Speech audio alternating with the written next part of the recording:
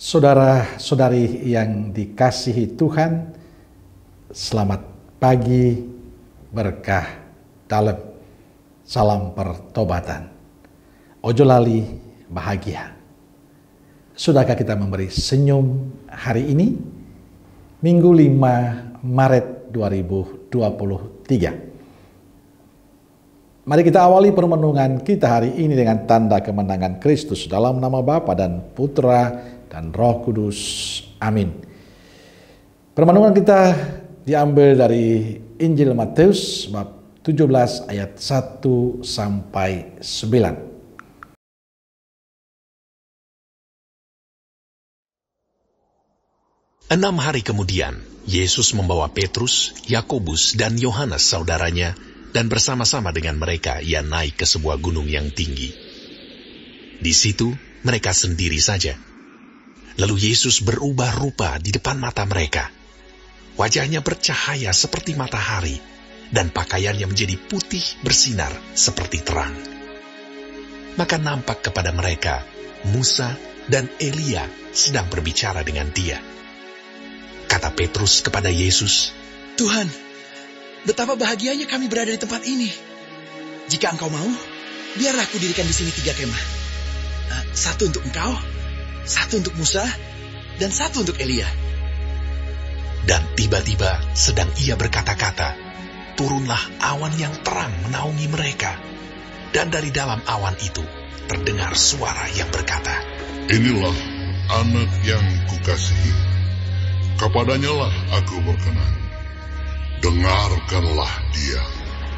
Mendengar itu, tersungkurlah murid-muridnya, dan mereka sangat ketakutan. Lalu Yesus datang kepada mereka dan menyentuh mereka sambil berkata, "Berdirilah, jangan takut." Dan ketika mereka mengangkat kepala, mereka tidak melihat seorang pun kecuali Yesus seorang diri. Pada waktu mereka turun dari gunung itu, Yesus berpesan kepada mereka, "Jangan kamu ceritakan penglihatan itu kepada seorang pun, sebelum Anak Manusia dibangkitkan dari antara orang mati." Hari ini hari Minggu Prapaskah yang kedua. Saudaraku yang dikasihi Tuhan, bacaan Injil hari ini bercerita tentang Yesus dimuliakan di atas Gunung Tabor. Kisah ini disaksikan para muridnya, yakni Petrus, Yakobus, dan Yohanes. Kata Petrus kepada Yesus, "Tuhan, betapa bahagianya kami berada di tempat ini." Sementara Petrus berkata demikian, tiba-tiba turunlah awan yang terang menaungi mereka, dan dari dalam awan itu terdengarlah suara yang berkata, "Inilah anak yang kukasihi, kepadanya lah aku berkenan, dengarkanlah dia." Saudaraku yang dikasihi Tuhan, kisah Yesus mengalami kemuliaan di atas Gunung Tabor menegaskan pada kita bahwa Yesus sungguh anak Allah yang dikasihi Bapa. "Inilah anakku, anak yang kukasihi." Dan dalam kemuliaan itu ada perintah yang disampaikan pada para murid agar mendengarkan dia. Dengarkanlah dia. Perintah ini bukan hanya untuk para murid yang hadir di Gunung Tabor menyaksikan kemuliaan Tuhan.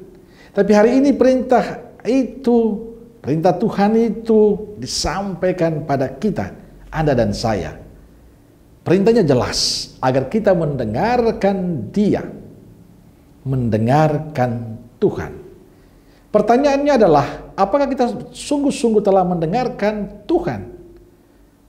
Jangan-jangan kita melakukan banyak hal tanpa melibatkan Tuhan. Kita merasa sendiri kita mampu, kita merasa sendiri kita bisa. Akibatnya kita semakin jauh dari Tuhan. Maka pesan Tuhan untuk mendengarkan dia menjadi sangat penting hari ini.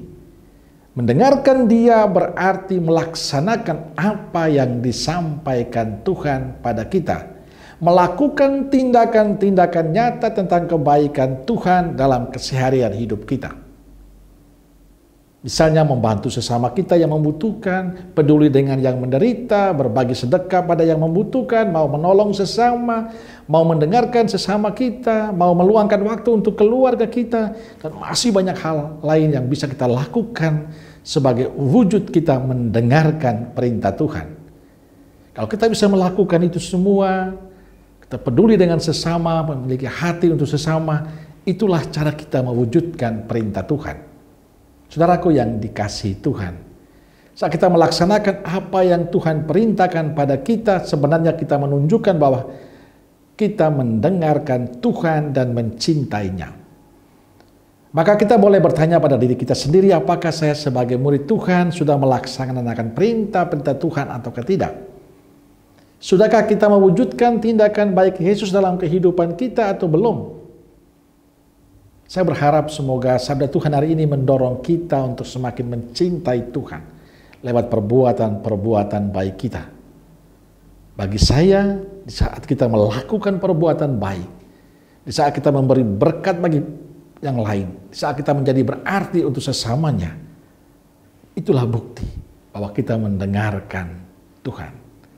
Maka mendengarkan Tuhan tidak hanya mendengarkan, tapi mewujudkan apa yang diperintahkan Tuhan dalam kehidupan kita, terus menjadi yang terbaik bagi sesama yang lain.